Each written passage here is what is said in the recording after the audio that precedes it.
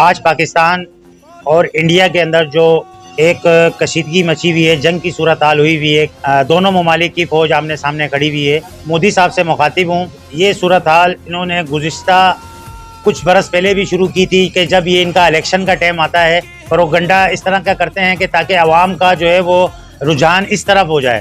مودی صاحب کو میں ایک پیغام بھی دینا چاہتا ہوں کہ پاکستانی فوج صرف پاکستانی فوج نہیں ہے، پوری دنیا کی ایک نامی گرامی فوج ہے۔ پاکستانی عوام وہ بھی فوج کے شانے بشانے کھڑی ہے، تو آپ اس کو کوئی ہلکے میں نہیں لیں۔ ایٹمی طاقت، ایٹمی قوت ملک ہے، اگر یہ جنگ چھڑتی ہے انڈیا اور پاکستان کی، اس کے اندر جو ہے وہ ایک بہت بڑا جانی نقصان لازمی کہ 1.25 ارب 1.5 ارب کے قریب جو ہے وہ انڈیا کی آبادی ہے اور تقریباً 27-28 کروڑ کی جو ہے وہ پاکستانی آبادی ہے۔ لازمی ہے جب یہ جنگ ہوگی اور یہاں پہ میزائل ایک دوسرے پہ داغیں گے تو ایک بڑی تعداد کے اندر جان کا نقصان ہوگا۔ تو اس کے اندر جو قصور ہوگا وہ لازمی مودی صاحب آپ کا ہوگا۔ سندھ طاس کا جو معاہدہ ہوا ہے، تقریباً اس معاہدے کو 80 برس گزر چکے ہیں۔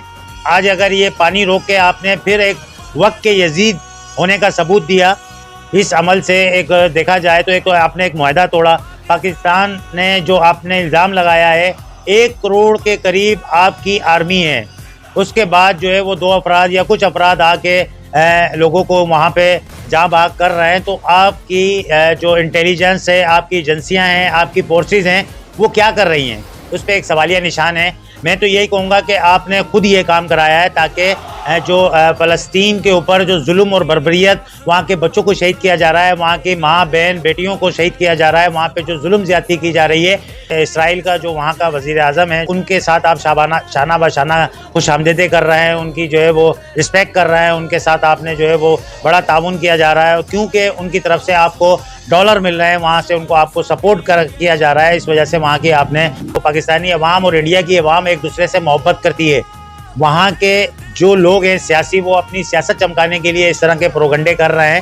پہلے آپ اپنے ایجنسی اور انٹیلیجنس کو تو دیکھیں کہ وہ ایک چھوٹے سے معاملات کو، آپ کی فوج بھوکی مر رہی ہے، آپ کی عوام اس ٹائم دیکھا جائے 30-40% روڈوں پہ سوتی ہے، اس کے بعد آپ جو ہے وہ جنگ کی طرف آ رہے ہیں۔ تو خدا را جنگ نہ، میری تو ریکویسٹ ہے آپ لوگوں سے کہ جنگ کی طرف مت آئیں۔ اس کے باوجود بھی اگر آپ کو شوق ہے تو ماضی کے اندر بھی آپ نے دیکھا کہ کیا حال ہوا ہے، سن 65 کے اندر کیا حال ہوا ہے، اور دیگر جو ہے وہ کارگل کے اندر آپ کی فوج کا کیا حال ہوا ہے، یہ سب چیزیں آپ کو پتہ ہے۔ دوبارہ اگر آپ کا دل ہے تو بالکل آپ جنگ کے لیے آئیں، پر یہ ہے کہ اس سے جو ہے وہ عوامی ایک بڑا نقصان ہے۔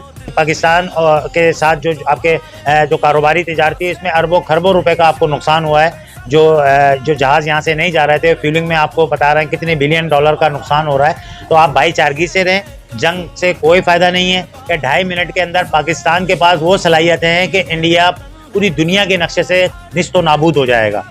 تو آپ ایسا کوئی عمل نہ کریں، پاکستان ایسے نہیں چوڑیاں پہن کے نہیں بیٹھا ہوا۔ اگر آپ جنگ کریں گے تو جنگ کا جواب دینا بھی ان کے پاس ایک شہادت کا جذبہ ہے، آپ کے پاس شہادت کا جذبہ نہیں ہے۔